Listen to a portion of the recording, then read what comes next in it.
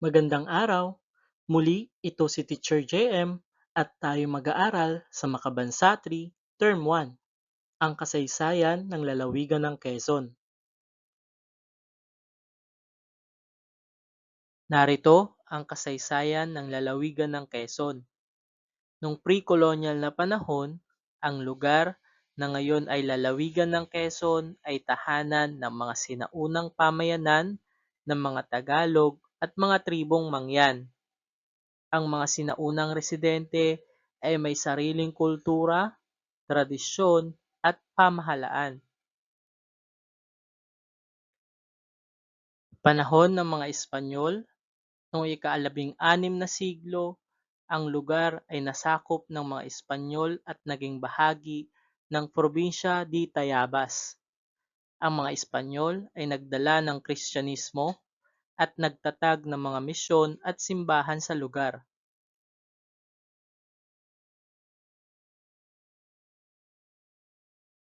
Ang pagiging isang lalawigan.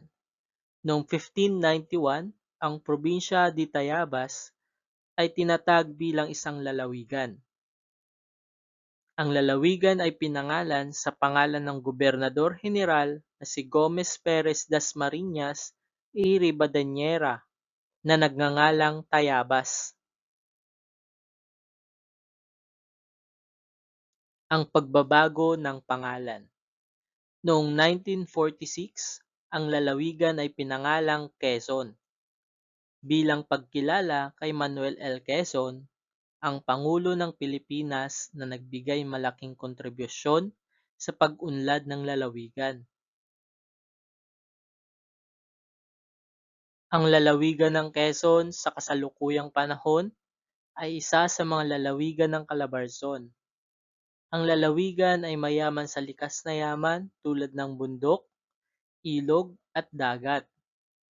Ang Quezon ay kilala sa mga produktong agrikultural tulad ng nyog, pinya at mga prutas.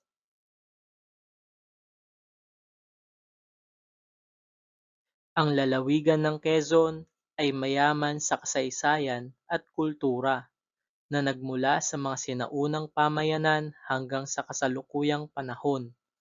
Ang lalawigan ay patuloy na lumalago at umuunlad na nagbibigay ng oportunidad sa mga residente nito. Atin munang sagutin ang ilang katanungan. Una, ano ang unang pangalan ng Quezon noon?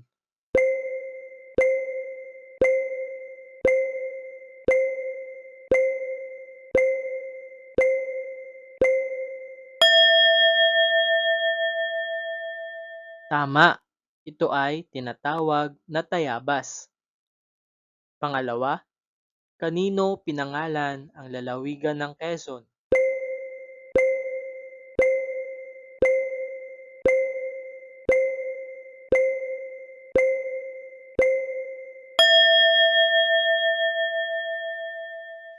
Mahusay, ito ay pinangalan kay Manuel L. Quezon.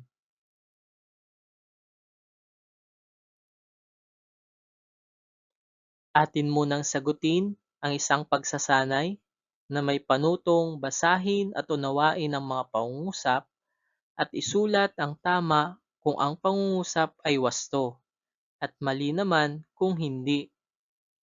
Meron kayong 1 minuto upang sagutan ito.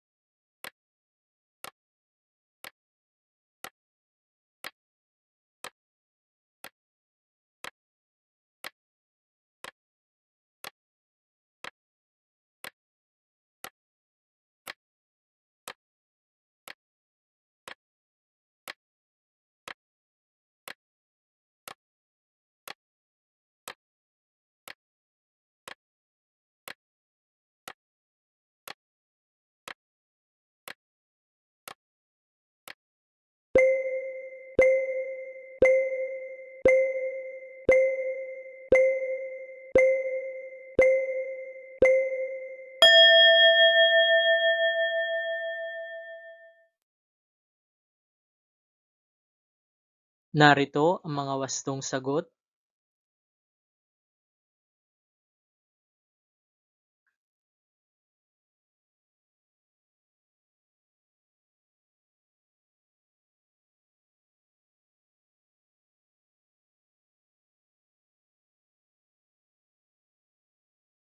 At yan ang kasaysayan ng lalawigan ng Quezon sa Makabansa 3, Term 1.